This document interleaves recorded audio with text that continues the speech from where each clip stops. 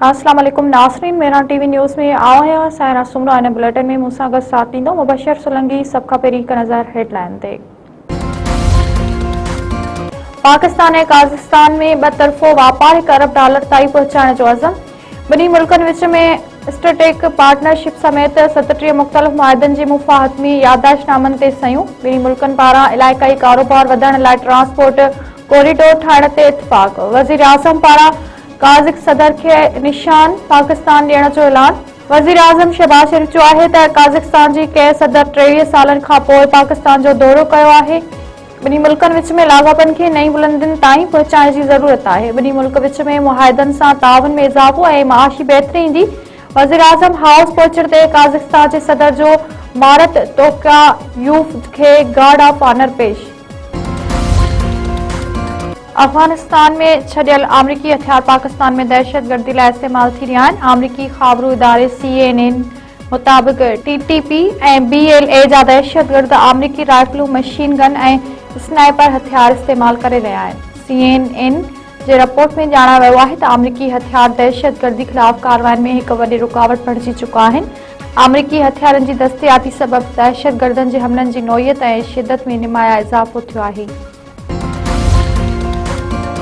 वज़ीर आला पंजाब मरियम नवाज़ चयो आहे त जेल में वेठल शख़्स लंडन में वेठल पंहिंजनि ॿारनि खे पाकिस्तान अचण खां रोके थो। KPK में वर्कर लाइ शऊर अलॻि ऐं हुक्मराननि जे ॿारनि लाइ अलॻि आहे। शऊर जे करे आम वर्कर जो ॿार जेल में आहे। शऊर सां कंहिंजो पेट नाहे भरियो।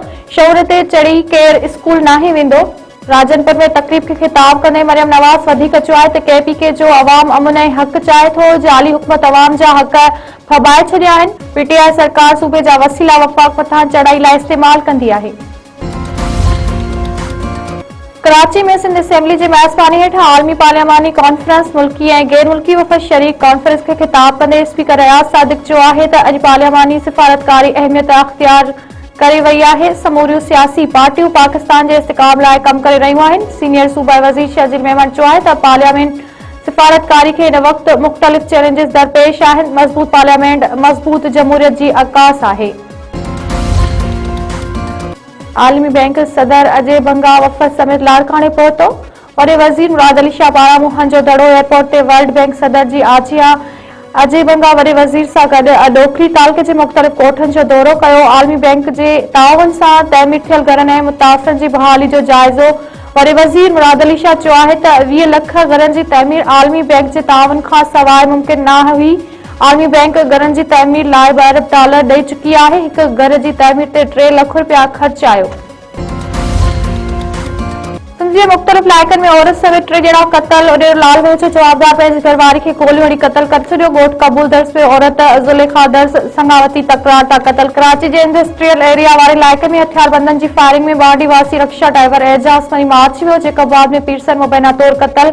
घर मां तशद्दुद थियल लाश 80 सालनि जो फैज़ मोहम्मद पवर घर में अकेलो रहंदो हो। पुलिस पारां जांच शुरू। साले भर में उरड़ी सबब मासूम ॿारो फौत। केतिराई मासूम ॿारा ज़िंदगी ऐं मौत जे बिवाटे ते बीठल। ॻोठ ईदन मला में उरड़ी में मुब्तला चइनि वरनि जो अब्दुल्ला पुट मौलवी सलामत अली मला ज़िंदगी जी जंग हाराए वियो। 10 खां वधीक मासूम ॿारा उरड़ी में मुब्तला। सिहत वारनि सहूलियतुनि जी खोड़ सबब इंसानी जानियूं दाह ते लॻल। दादू में पोरियत जो गोली लॻल लाश मिलियो। मक़तूल जी 50 वरनि जी सिद्दीक शहाणी तौर सुञाणप। इस्पताल मां ज़रूरी कार्रवाई बैदि मड़वारसन हवाले। पुलिस जो चवणु आहे त वाक़ियो पुराणी दुश्मनी तां पेश आयो आहे। वधीक जांच कई पई वञे। मक़तूल जे वारसनि पारां शफ़ाफ़ जांच ऐं मुलविस जवाबदारनि खे गिरफ़्तार करण जो मुतालबो।